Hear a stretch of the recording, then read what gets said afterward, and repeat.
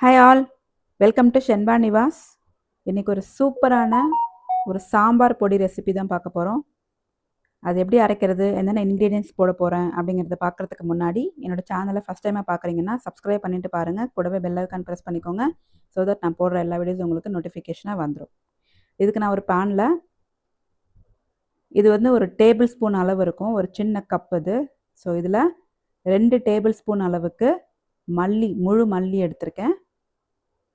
நான் போடுற கப் எல்லாமே உங்களுக்கு ஒரு டேபிள் ஸ்பூன் அளவு எடுத்துக்கோங்க, சரிங்களா? ஒரு டேபிள் ஸ்பூன் அளவுக்கு கடலைப்பருப்பு, ஒரு டேபிள் ஸ்பூன் அளவுக்கு துவரம்பருப்பு, ஒரு ஸ்பூன் அளவுக்கு மிளகும், அரை ஸ்பூன் வெந்தயம், ஒரு ஸ்பூன் அளவுக்கு சீரகம் அண்ட் ஒரு டேபிள் ஸ்பூன் அளவுக்கு உளுந்து எடுத்திருக்கேன். இது நீங்கள் வந்து கருப்பு உளுந்து கூட எடுத்துக்கலாம். இது எல்லாத்தையும் எண்ணெய் இல்லாமல் நல்லா ட்ரையாக ரோஸ்ட் பண்ணணும்.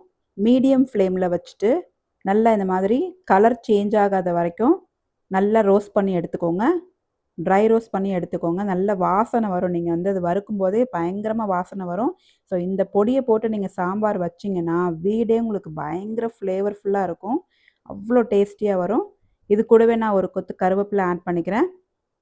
இந்த மாதிரி நீங்கள் அரைச்சி நீங்கள் வந்து ஸ்டோர் பண்ணி வச்சுக்கலாம். ஸோ ஓவர் டைம் நீங்கள் சாம்பார் செய்யும் போதும் இதிலேருந்து ஒரு ஸ்பூன் எடுத்து போட்டாலே போதும். அவ்வளோ டேஸ்ட் அண்ட் ஃப்ளேவர்ஃபுல்லாக இருக்கும் சாம்பார் உங்களுக்கு. இது நல்லா ட்ரை ரோஸ்ட் பண்ணி எடுத்துகிட்டு, இந்த அளவுக்கு நல்லா ட்ரை ரோஸ்ட் பண்ணிவிட்டு ஒரு பிளேட்டில் ட்ரான்ஸ்ஃபர் பண்ணிக்கிறேன்.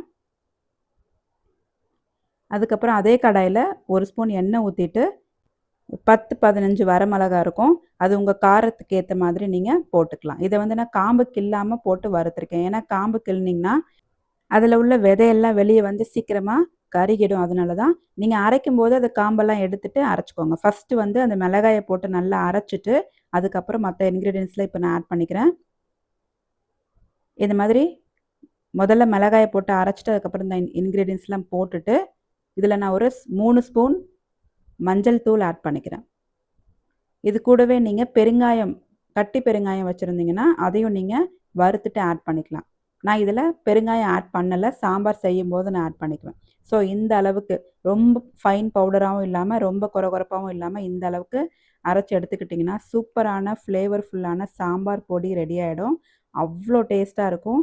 ட்ரை பண்ணி பாருங்கள் நீங்களும் உங்கள் வீட்டில். இந்த மாதிரி ஒரு சாம்பார் வச்சு கொடுத்து பாருங்கள். உங்கள் வீட்டில் அவ்வளோ உங்களுக்கு ஒரு பாராட்டு கிடைக்கும். ட்ரை பண்ணி பார்த்துட்டு எப்படி இருந்துச்சுன்னு கமெண்ட் செக்ஷனில் கமெண்ட் பண்ணுங்கள். மறக்காமல் என்னோடய சேனலை சப்ஸ்கிரைப் பண்ணுங்கள், லைக் பண்ணுங்கள். உங்களோட ஃப்ரெண்ட்ஸ் அண்ட் ஃபேமிலிக்கு என்னோடய வீடியோஸையும் சேனலையும் ஷேர் பண்ணுங்கள். அடுத்து இந்த சாம்பார் பொடியை யூஸ் பண்ணி நான் எப்படி சாம்பார் செய்கிறேன் அப்படிங்கிறத ஒரு வீடியோவாக போடுறேன். அடுத்து வேறொரு இன்ட்ரெஸ்டிங் ரெசிபியோடு பார்க்கலாம். டில் தென் பாய். தேங்க்ஸ் ஃபார் வாட்சிங்.